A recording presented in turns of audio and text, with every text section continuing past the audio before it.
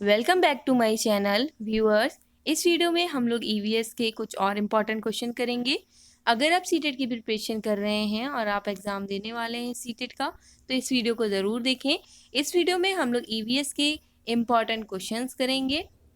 इससे पहले भी 2 वीडियो अपलोडेड हैं, उसको ज़रूर देखिएगा अगर आपने अभी तक नहीं देखा है।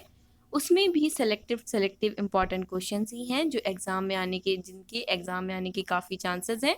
सबसे पहले यहाँ पे जो क्वेश्चन है वो है, अल ब्रूनी कौन था?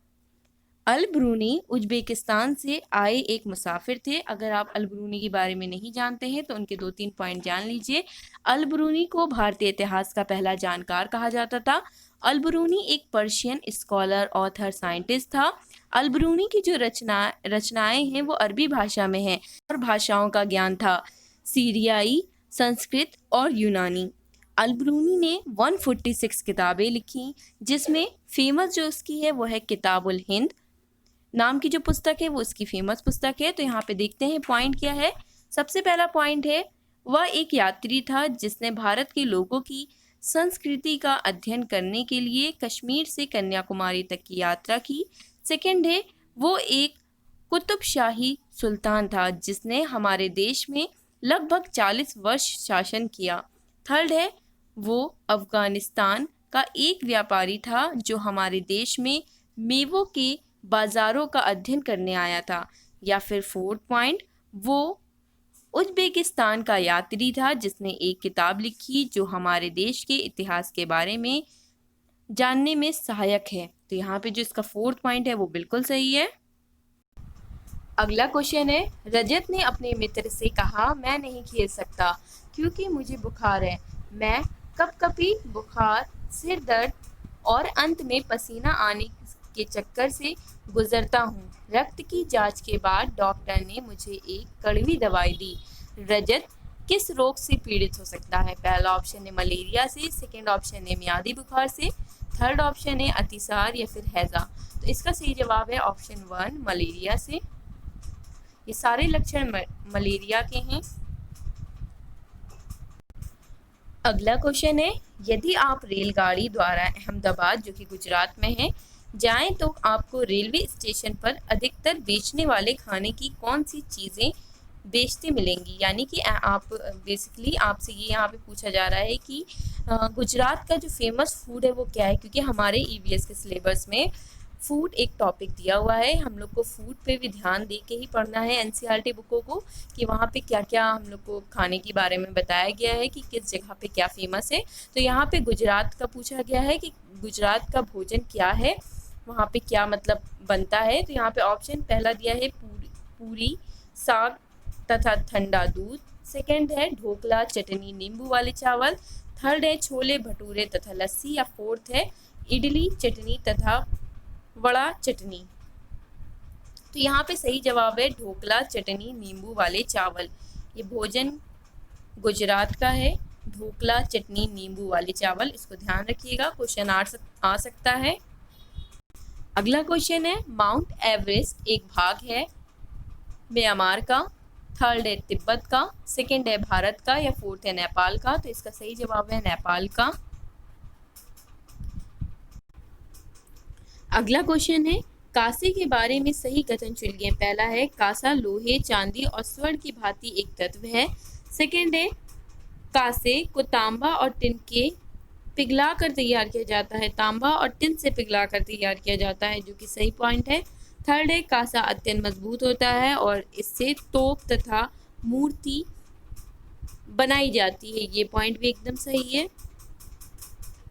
फोर्थ पॉइंट है कांसा के बर्तन एल्यूमिनियम के बर्तनों की तुलना में हल्के और अधिक मजबूत नहीं है। तो ये रॉन्ग पॉइंट है, यानी कि इसमें बी और सी सही है, जो कि ऑप्शन सेकंड यहाँ पे दिया हुआ है।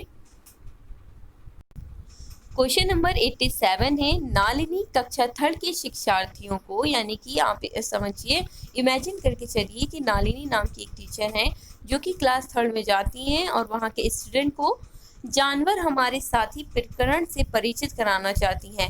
प्रकरण को और अधिक रोचक तरीके से प्रस्तुत करने के लिए निम्नलिखित में से कौन सी युक्ति सर्वाधिक उपयुक्त होगी?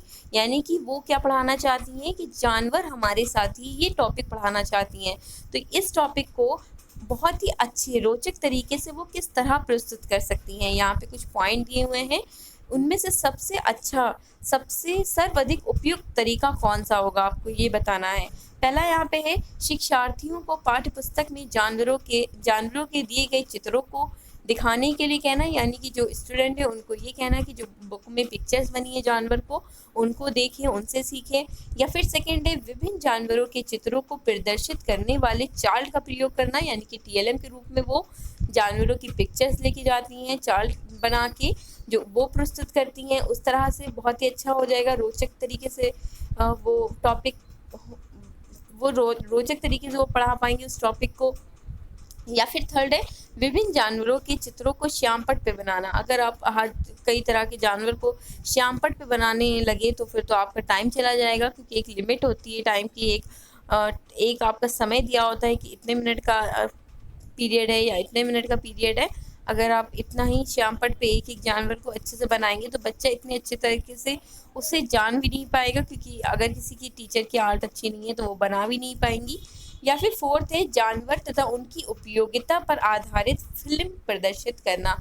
अगर आप उन्हें ऑडियो विजुअल, जिन्हें देख भी सकते हैं, वो सुन भी सकते हैं, उस तरह जानवरों से रिलेटेड जो फिल्में होती हैं, शॉर्ट फिल्म जिन्हें कह सकते हैं, जो कि एक अच्छा लेसन देती हैं, बच्चों को अच्छी जानकारी देती हैं, उस तरह की अगर आप फिल्म दिखाएंगे बच्चों को, तो इससे क्या होगा, बच्चे बहुत ही रोचक तरीके से उसको देखेंगे और उसको समझ भी जाएंगे। तो यहाँ पे जो फोर्थ ऑप्शन है, सीटेट के एग्ज़ाम में ऐसा बहुत बार हुआ है कि काफ़ी कन्फ्यूज़न होती है सारे ऑप्शन में, लेकिन आपको बेस्ट ऑप्शन चुनने होते हैं, क्योंकि सभी ऑप्शन लगभग सही लगते हैं अगर आप पढ़ेंगे ध्यान से, लेकिन जो इसमें से सबसे बेस्ट है उसको चुनना है। तो यहाँ पे जो फोर्थ वाला है वो सबसे बेस्ट है, जानवरों तथा उनकी उपयोगिता पर आधारित फिल्म प्रदर्शित करना। अगला क्वेश्चन है, राष्ट्रीय पाठ्यचर्या की रूपरेखा 2005, यानी कि इंग्लिश में कहें तो नेशनल करिकुलम फ्रेमवर्क 2005 प्राथमिक स्तर पर पर्यावरण अध्ययन शिक्षण का प्रमुख उद्देश्य होना चाहिए। आप सभी ने NCERT पढ़ा होगा, तो इसमें 4 पॉइंट है, आपको बताना है कि इसका प्रमुख उद्देश्य क्या होना चाहिए। पहला है, स्वतंत्र रूप से प्रयोग करने की कुशलता अर्जित करना। सेकेंड है, विषय की आधारभूत संकल्पनाओं के आधारभूत समझ का विकास करना। या फिर थर्ड पॉइंट है, विषय के आधारभूत सिद्धांतों को स्मरण करना। या फिर फोर्थ पॉइंट है, कक्षा कक्षीय अधिगम को विद्यालय के बाहर के जीवन से जोड़ना। यहाँ पे जो फोर्थ पॉइंट है वो बिल्कुल सही है, कक्षा कक्ष के अधिगम को बाहर, विद्यालय के बाहर से जोड़ना, यानी कि जो आप पढ़ा रहे हैं उसको बाहरी जीवन से जोड़ के पढ़ाएं। ऐसा नहीं हो कि आप क्लास में कुछ और कह रहे हैं, बच्चों की लाइफ कुछ और कह रही है, बाहर कुछ और हो रहा है। हर चीज़ को जोड़ के पढ़ाना चाहिए। कक्षा कक्ष यानी कि क्लास के कक्षा कक्ष यानी कि क्लासरूम के जो आप सिखाते हैं उसको बाहरी जीवन से जोड़ के पढ़ाना चाहिए। यहाँ पे फोर्थ ऑप्शन बिल्कुल सही। अगला क्वेश्चन है, पक्षी अपनी गर्दन बहुत अधिक हिलाते हैं, इसका कारण है कि जो पक्षी होते हैं वो अपनी गर्दन हिलाते हैं, मतलब कि वो पूरे अपना गर्दन, अगर उनको इधर राइट देखना होता है तो वो अपनी गर्दन हिलाते हैं, अगर उनको लेफ्ट देखना होता है तो वो अपनी गर्दन हिलाते हैं, अगर उनको ऊपर देखना होता है तो वो अपनी गर्दन हिलाते हैं। लेकिन जो मनुष्य होते हैं उनको अगर राइट देखना है तो वो क्या करते हैं, वो अपनी आंखों की पुतली हिला के देख लेते हैं। लेकिन पक्षी क्या करते हैं, पक्षी की अगर आपको नहीं पता है तो पक्षियों की आंखों की जो पुतली होती है वो घूम नहीं सकती, वह अपनी गर्दन घुमाकर ही आसपास देखते हैं। तो ये बात याद रखिएगा। यहाँ पे देखिए क्या कहा गया है, पक्षी अपनी गर्दन बहुत अधिक हिलाते हैं, इसका कारण क्या है। पहला है, उनके कान पंखों से ढके होते हैं, ये बात तो सही है, जो उनके कान होते हैं वो पंखों से ढके होते हैं। और सेकंड है, तो इससे उनकी गर्दन से कोई मतलब नहीं है। सेकंड है, उड़ सकते हैं, ये भी बात सही है, पक्षी उड़ सकते हैं। थर्ड है, पक्षियों की आंखों की पुतली घूम नहीं सकती, ये बिल्कुल सही पॉइंट है। इसी वजह से जो पक्षी होते हैं वो अपनी गर्दन हिलाकर इधर उधर हर डायरेक्शन में देखते हैं, क्योंकि उनकी जो आंखों की पुतली होती है वो घूम नहीं सकती। यहाँ पे जो थर्ड पॉइंट है वो बिल्कुल सही है, पक्षियों की आंखों की पुतली घूम नहीं सकती, यानी कि ऑप्शन 3। पक्षियों के बारे में 2-3 पॉइंटों को ध्यान रखिए। जैसे पक्षियों की आंखें उनके सिर के दोनों तरफ होती हैं। पक्षी एक ही समय में 2 अलग अलग चीज़ों पर नज़र डाल लेते हैं। जब ये बिल्कुल सामने देखते हैं तब इनकी दोनों आंखें एक ही चीज़ पर होती हैं, यानी कि अगर पक्षी दोनों साइड का देखना चाहें तो वो देख सकते हैं। एक ही समय पे वो 2 अलग अलग चीज़ों पर भी नज़र डाल लेते हैं। पर अगर ये चाहें कि वो एक ही चीज़ देखें तो इनकी दोनों आंखें एक ही चीज़ को भी देख सकती हैं। तो ये ध्यान रखिएगा। एक और पॉइंट ध्यान रखिए। अगला क्वेश्चन है, हाथियों के झुंड के बारे में सही कथनों को चुनिए। पहला है हाथियों के झुंड में केवल हथनियां और 14 से 15 वर्ष के बच्चे ही रहते हैं, जो कि बिल्कुल सही पॉइंट है। सेकंड है हाथियों के एक झुंड में किसी एक ही परिवार के सदस्य होते हैं, ये गलत है। थर्ड है झुंड की सबसे बुजुर्ग हथनी ही पूरे झुंड की नेता होती है, ये बात भी सही है, यानी कि फर्स्ट भी सही दिया है, थर्ड भी सही दिया है।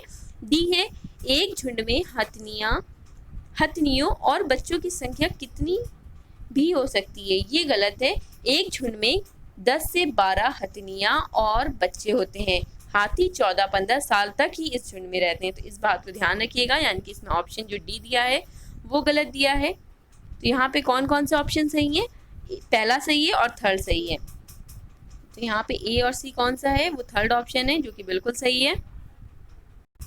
अगला क्वेश्चन है प्रयोगशीलता खोजना, जांच पड़ताल और प्रश्न पूछना पर्यावरण अध्ययन के सक्रिय अधिगम, सक्रिय यानी कि एक्टिव अधिगम के अनिवार्य तत्वों का निर्माण करते हैं। एक शिक्षक खाना जो हमें खाना चाहिए की संकल्पना के बारे में बताने के लिए निम्नलिखित गतिविधियों की व्यवस्था करता है। पहला है प्रकरण पर एक वीडियो दिखाता है। सेकेंड है श्याम पट पर उस प्रकार के सभी भोज्य पदार्थों के चित्र बनाता है। या फिर थर्ड पॉइंट है विभिन्न भोज्य पदार्थों के उदाहरण देता है, प्रत्येक में अनिवार्य तत्व बताता है। या फिर फोर्थ शिक्षार्थियों से कहता है कि सभी संभावित स्रोतों से संबंधित जानकारी एकत्रित करें। अगर ये पॉइंट वो कहेगा, यानी कि अगर फोर्थ पॉइंट वो कहेगा, तो इससे क्या करेंगे बच्चे? क्या करेंगे? बच्चे खोजेंगे, जांच पड़ताल करेंगे। तो यहाँ पे क्या पूछा है? उपयुक्त 4 गतिविधियों में से कौन सी सक्रिय अधिगम को संतुष्ट करती है? तो यहाँ पे जो ऑप्शन 4 है वो बिल्कुल सही है। यहाँ पे ऑप्शन 4 इसका बिल्कुल सही होगा।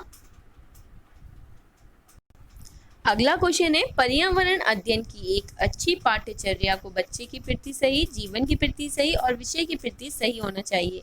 पाठ्यचर्या की निम्नलिखित विशेषताओं में से कौन सी उपरोक्त आवश्यकता को पूरा नहीं करती?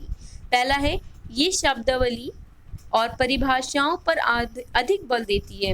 या फिर सेकंड है ये भय एवं पूर्वग्रहों से मुक्त होने के मूल्य को बढ़ावा देती है। या फिर थर्ड है ये विषय को एक सामाजिक प्रक्रम के रूप में देखने के लिए शिक्षार्थियों हेतु आवश्यक है। या फिर फोर्थ है ये शिक्षण अधिगम प्रक्रिया पर अधिक बल देती है। तो यहाँ पे जो इसका फर्स्ट दिया है वो सही नहीं है।